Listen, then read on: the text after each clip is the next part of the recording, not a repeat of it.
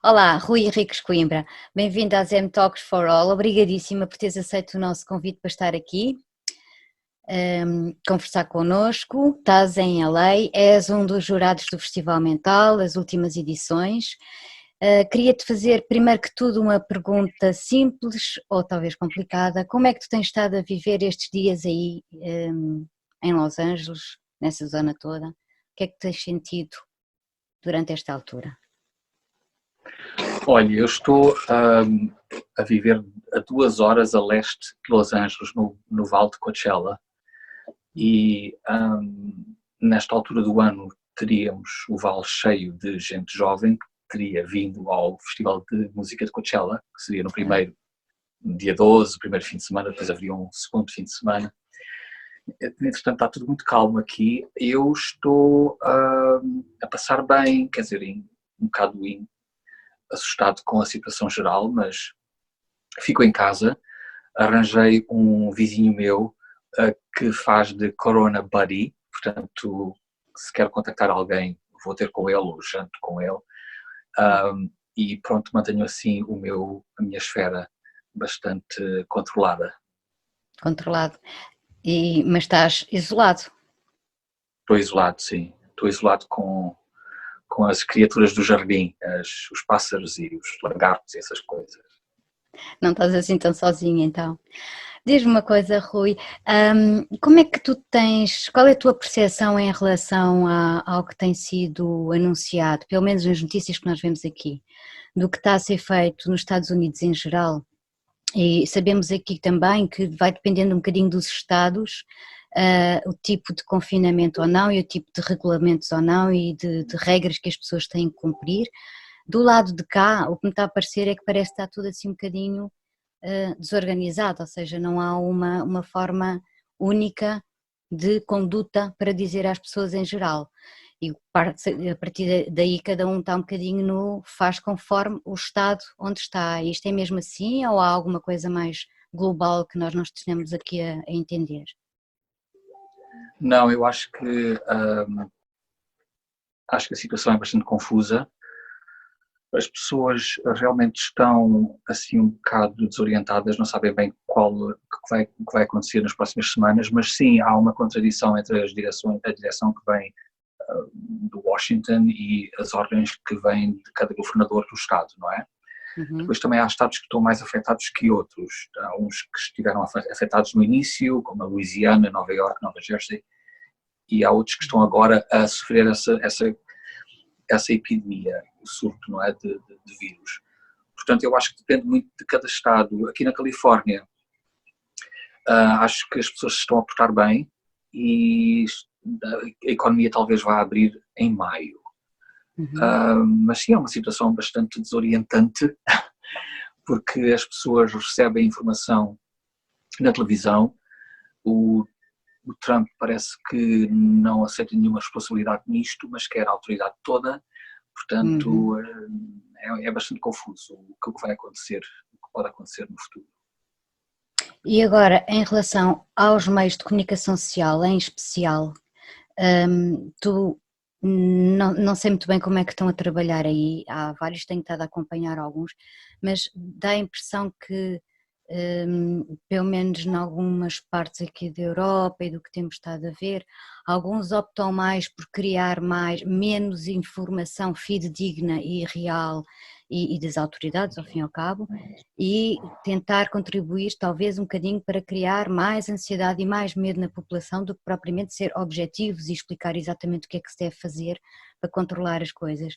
Sentes que aí a comunicação social está de alguma maneira também a tentar criar medo ao fim e ao cabo, ou estão a esconder algumas coisas e literalmente só a trabalhar os números que são oficiais? Pois olha, eu ao certo, eu acho que a comunicação social está a tentar informar a população. Claro que há pontos, há áreas deste surto que uma pessoa continua por clarificar. Ouvi dizer que, por exemplo, o Pentágono está a investigar agora a origem do surto na China, se foi realmente daqueles mercados ou se foi um vírus que veio do laboratório. Portanto, há realmente muita informação contraditória. as pessoas parece que estão cada vez mais divididas aqui no país. Há algumas que saem e que fazem a sua vida, e há outras que estão cheias de medo. Portanto, eu acho que há muita contradição ainda na informação que está a ser passada.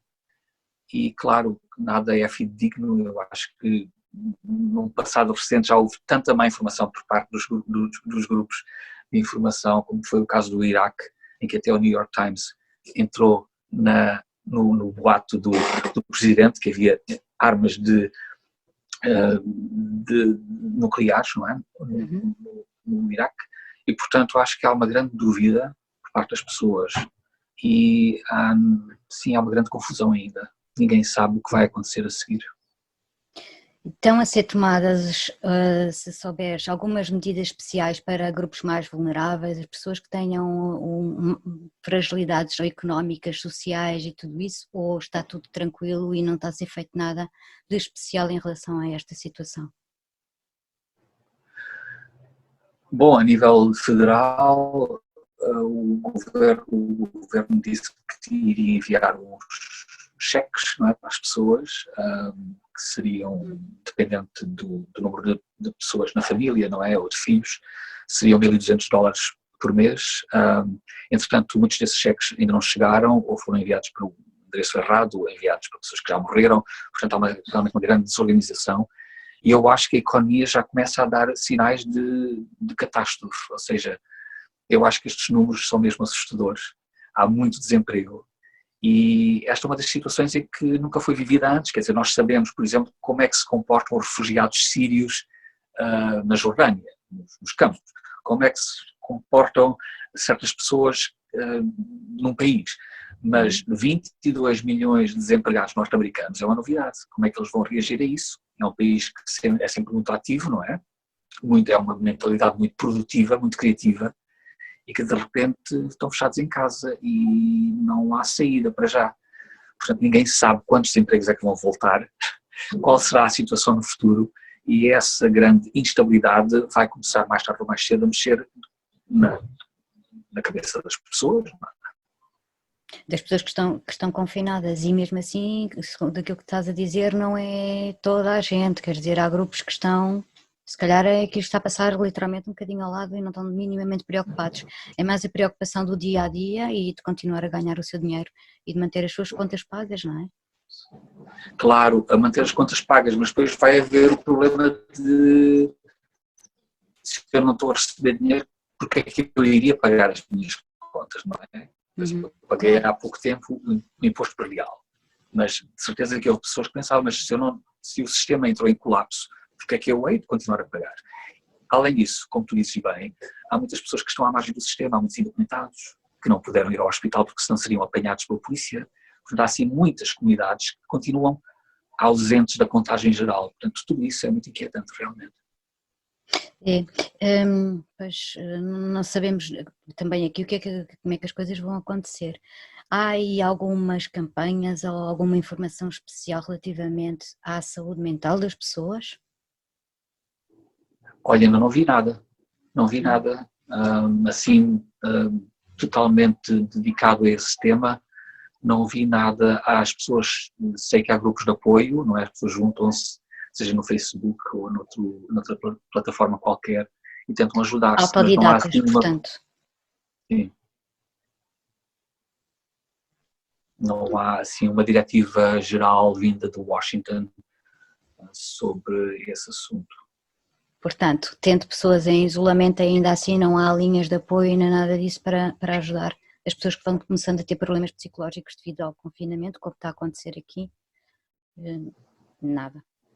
Não há nada, quer dizer, haverá as linhas que haviam antes de apoio, amigos, conhecidos, linhas postas à disposição das pessoas pelo condado, mas não vejo assim uma grande vaga de apoio psicológico, o que é estranho porque as pessoas estão a passar por uma fase nova e muito perturbante, não é? Porque não sabem o que é que se passa no presente e certamente não sabem o que vai acontecer no futuro próximo. Tanto agora como depois, porque mesmo essa retoma, que pode não ser assim tão retoma quanto isso, vai ser vagarosa, ninguém sabe o que é que vai acontecer portanto será tão importante ou mais do que propriamente esta fase de confinamento, a questão da saúde psicológica de toda a gente. Porque aí, por aquilo que eu tenho ouvido aqui também, a taxa de desemprego está a subir de uma forma absolutamente astronómica, isto claramente vai influenciar a saúde psicológica de toda a gente, e era importante haver algum apoio, as pessoas perceberem para onde podem telefonar, com quem podem falar, e haver algumas medidas preventivas que não estão a acontecer então. Pois não estão a acontecer ainda, não. E concordo contigo, eu acho que a segunda fase disto, portanto a fase do colapso económico e como é que as pessoas vão reagir a isso, porque há muitos empregos que não vão voltar, essa também vai ser uma fase crítica, eu acho. Vamos ver o que é que vai acontecer. Rui, obrigadíssima por estes esclarecimentos todos, vê se depois mais lá para a frente e depois disto tudo voltamos a falar para ver como é que as coisas estão a ser ou não conduzidas, talvez de outra forma, mais para a frente, não sei, porque às tantas depois aquilo que é obrigatório fazer vai ter que ser feito de alguma maneira, se não está a ser feito ainda. Sim, exatamente, vai ter, eu espero que esteja tudo a ser repensado agora, nesta fase em que temos tempo para pensar e refazer. Sim, mais em termos de humanidade, não é só especificamente aí.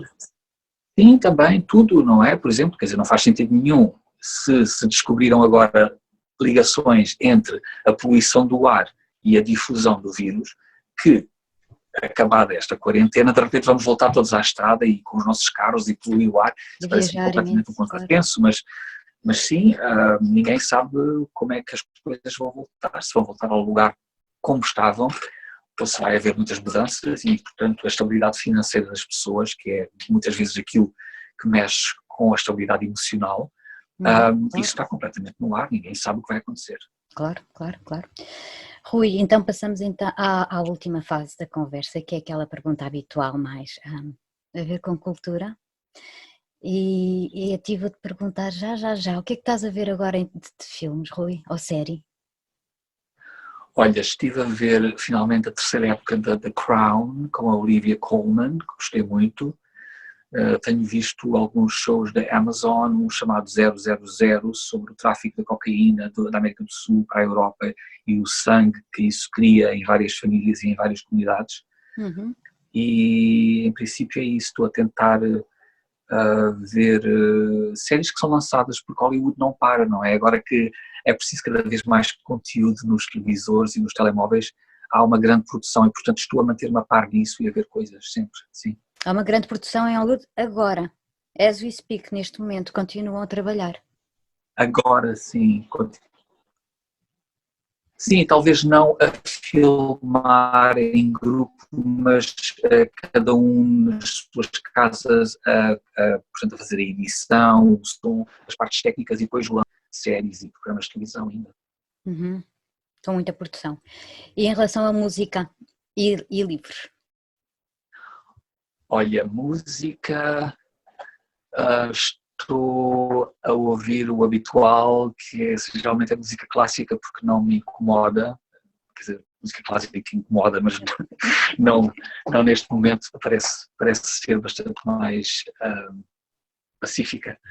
Portanto, ligo a rádio, ligo no canal de música clássica e deixo aberto o dia inteiro. De livros, se queres saber, olha, tenho aqui um exemplo, estou a ler o 10th of December, que é um livro de um colunista da New Yorker, chamado George Saunders, tem short stories muito engraçadas, e estou a racionar as páginas do Ian McEwan, Machines Like Me. A racionar, que é para fazer. Gosto da maneira como ele escreve e aprendo imenso com ele, porque ele consegue ser muito emocional sem desbaratar palavras e sem ser extravagante. É uma técnica que eu admiro muito e, portanto, estou agarrado a estes dois livros enquanto o mundo não continua. Continua, um dia de cada vez, de uma forma diferente, mas continua seguramente. E estás bem acompanhado. Obrigadíssimo pela conversa, Rui. Fica bem. Beijinho grande. Muito obrigado. Muito obrigado e continuação de bom trabalho. Continuação de bom trabalho para ti também. Muito obrigado. Obrigada, Rui. Beijinho.